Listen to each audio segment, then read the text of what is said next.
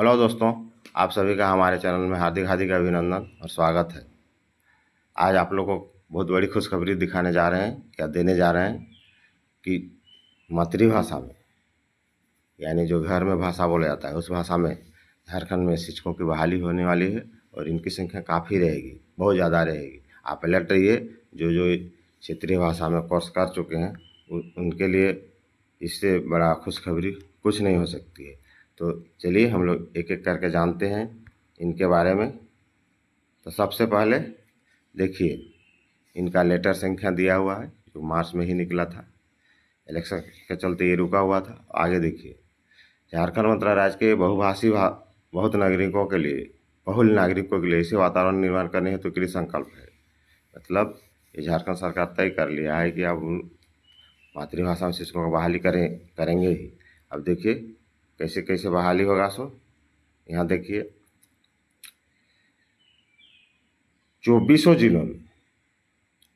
जिलों में जनजाति क्षेत्र भाषा क्या क्या है देखो। संथाली, हो, खड़िया, कुड़ुक, मुंडारी, मलतो, बिरहोरी, भूमिज, असुर, क्षेत्रीय भाषा, बंगला, उड़िया, पंचपर्यन्या, खोरठा, कुरमाली, नागपुरी का यहाँ पर अधिकाधिक प्रयोग किया जाता है।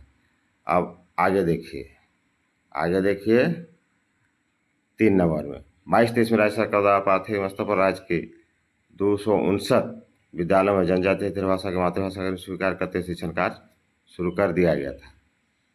क्योंकि इससे पहले शुरू कर दिया गया है उसको जानने के लिए कि देखें ये मैंने इसको हम ट्रायल में कैसे करेंगे तो इसका इफेक्ट क्या रहेगा। तो उसका इफेक्ट बहुत ही अच्छा रहा है। अब आगे देखिए,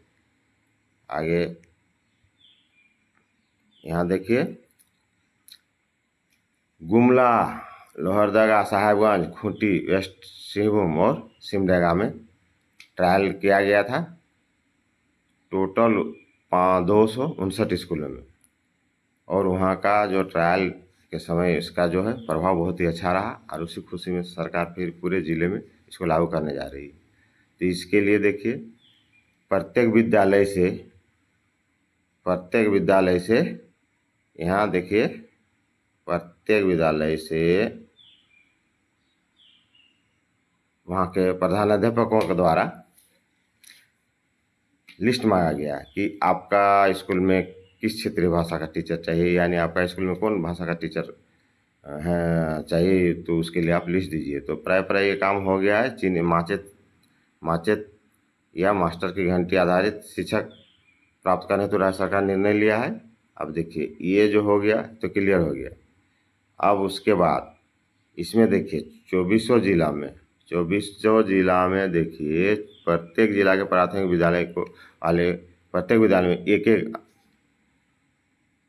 कम से कम प्रत्येक विद्यालय में एक टीचर जरूरी है। हालांकि बच्चों की संख्या कम से कम 10 होना चाहिए, और उसमें घंटी आधारित शिक्षक बहाली होंगे। फिर देखिए आगे है घंटी आधारित शिक्षक बहाली होंगे। उसके बाद इस 2400 जिलों में देखिए फिर रिपीट कर दिया है कौन कौन भाषा का होगा। तो वही चीज़ है। अब आगे हम लोग बढ़ते हैं। देखिए क्षेत्रीय भाषा का है इसमें। उसके बाद इधर देखिए योजना क्रियान्वयन कैसे किया जाए। इसमें देखिए इससे पहले थोड़ा ये देख लीजिए कि 1 से 5 में प्रति कक्षा 10 विद्यार्थी संबंधित जनजातीय क्षेत्रीय भाषा में बोलने वाला होना चाहिए, तभी बहाली होगा। तो प्राय झारखंड का जो भी स्कूल है प्राय सब में झारखंडी भाषा बोला जाता है। कोई ऐसा स्कूल चाहे कितनों भी टाउन में हो, शहर में हो, सब जगह 10 बच्चे तो मिल ही जाएंगे। इस तरह इनकी संख्या काफ़ी हो जाएगी। अब चलिए आगे जानते हैं सर्वेक्षण किस तरह होगा। अब देखिए सर्वेक्षण का कैसे होगा।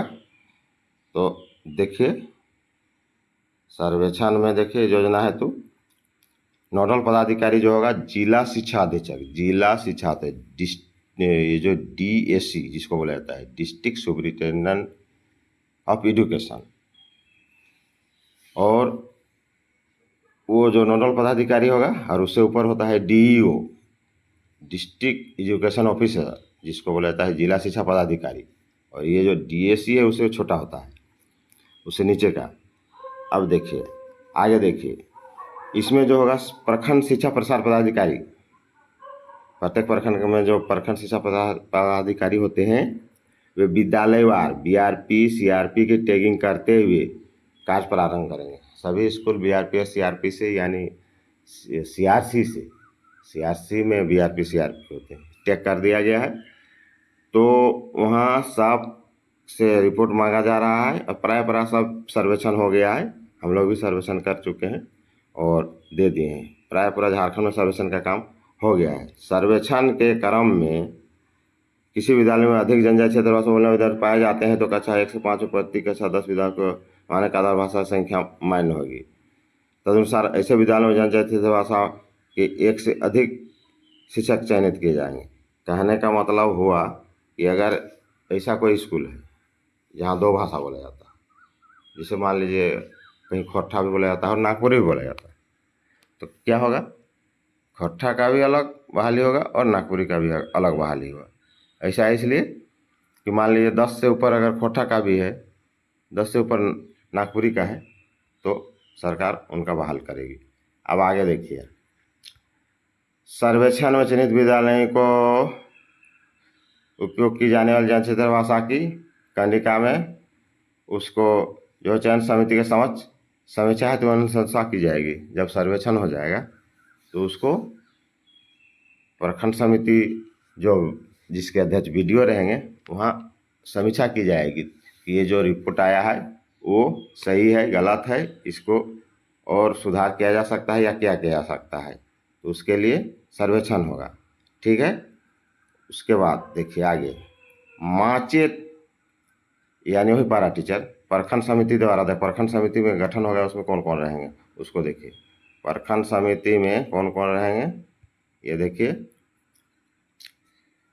उपायुक्त रहेंगे, डीसी जो कि अध्यक्ष रहेंगे, उप विकास आयुक्त डीडीसी जो सदस्य रहेंगे, जिला शिक्षा पदाधिकारी इसको बोलते हैं डीईओ इसके मेंबर रहेंगे, जिला कल्याण पदाधिकारी डिस्ट्रिक्ट के जो कल्याण पदाधिकारी सदस्य रहेंगे, आयोग द्वारा नामित जनजातीय क्षेत्रीय भाषा, देखिए जो क्षेत्रीय भाषा का जानकार रहेगा उनका एक सदस्य रहेगा जो कि डीसी द्वारा नामित होगा।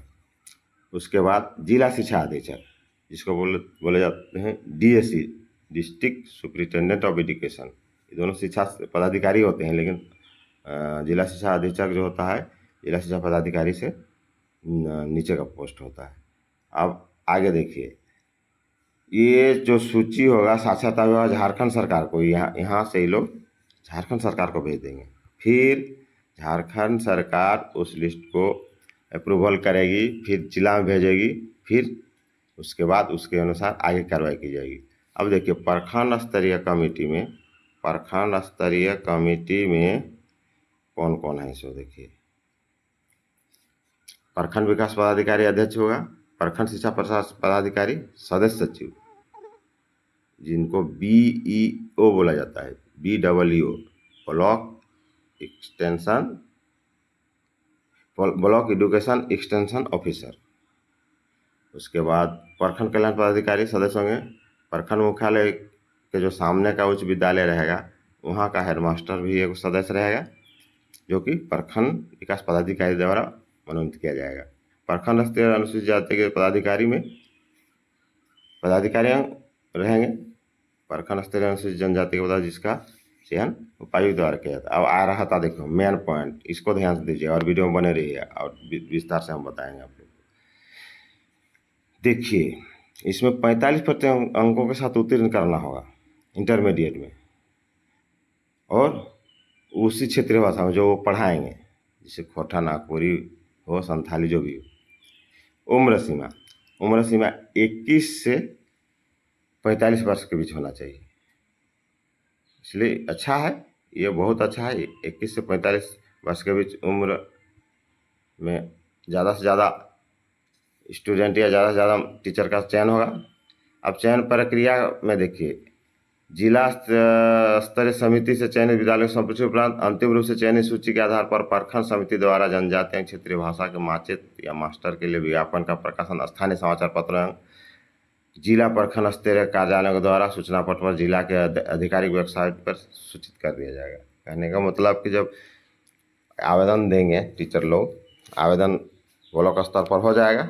आवेदन होने के बाद ये लोग का जो है संपुष्टि के लिए फिर जिला स्तर पर चला जाएगा, वहाँ पर फिर वेरिफिकेशन होगा। उसके बाद वो लिस्ट जो है उसको लिस्ट भेज दिया जाएगा ब्लॉक में भी, और ये सूचना पट में आपका जिला शिक्षा अधीक्षक कार्यालय यानी जिला में भी दे दिया जाएगा। वहाँ से आप देख लेंगे किनका चयन हुआ किनका नहीं हुआ। आगे इनके क्राइटेरिया क्या क्या है इनको देखते हैं। आगे देखिए, इसमें जो है यहाँ लिया गया है, देखो मैट्रिक पर 20 अंक आपका जो आएगा उसमें प्रतिशत के हिसाब से जोड़ेगा 20 अंक। इंटरमीडिएट जो आएगा उसका 30 अंक। इंटरमीडिएट +2 में जो भाषा रहेगा उसका 10 अंक। स्नातक में 20 अंक। अगर पीजी किए हैं तो उसका 10 अंक।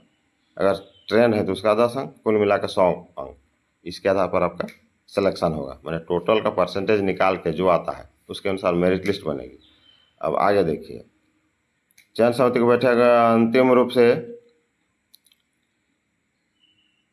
अच्छा और एक बता रहे हैं, ज़्यादा आवेदक होने पर समान अंक वाले की स्थिति में जो क्षेत्रीय भाषा में जिसका ज़्यादा मार्क्स रहेगा उसको पहले प्राथमिकता दी जाएगी।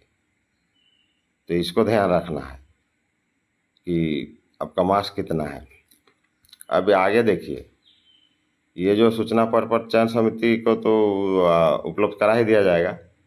अगर आपको लग रहा है कि मेरा चयन होना चाहिए और मेरे साथ कोनो अनसाफी हुई है तो आप आराम से उसके विरुद्ध 15 दिनों के अंदर अपील कर सकते हैं।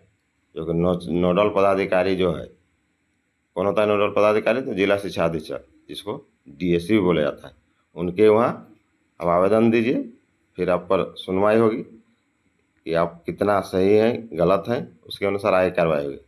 अब आगे मेन पॉइंट है चयन की संपुष्टि। जब आपका चयन हो जाएगा तो जिला शिक्षा अधीक्षक से आपको संपुष्टि कराना होगा, वो तो ज्वाइन करने के बाद हो जाता है।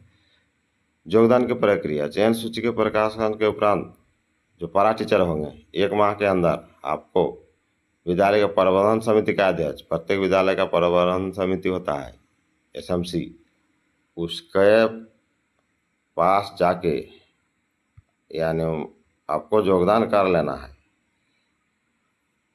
योगदान आपको कर लेना है। उसके बाद देखो मेन महत्वपूर्ण पॉइंट या महत्वपूर्ण बिंदु पर आइए, मानदेय। आपको मानदेय किस तरह मिलेगा इसको ध्यान से सुनिएगा। सबसे पहले आपको प्रतिदिन 3 घंटे मिलेगी। अगर आप ट्रेनिंग किए हुए हैं, बीएड है आपके पास, तो आपको 200 रुपया प्रति घंटे की दर से 600 रुपया प्रतिदिन मिलेगी।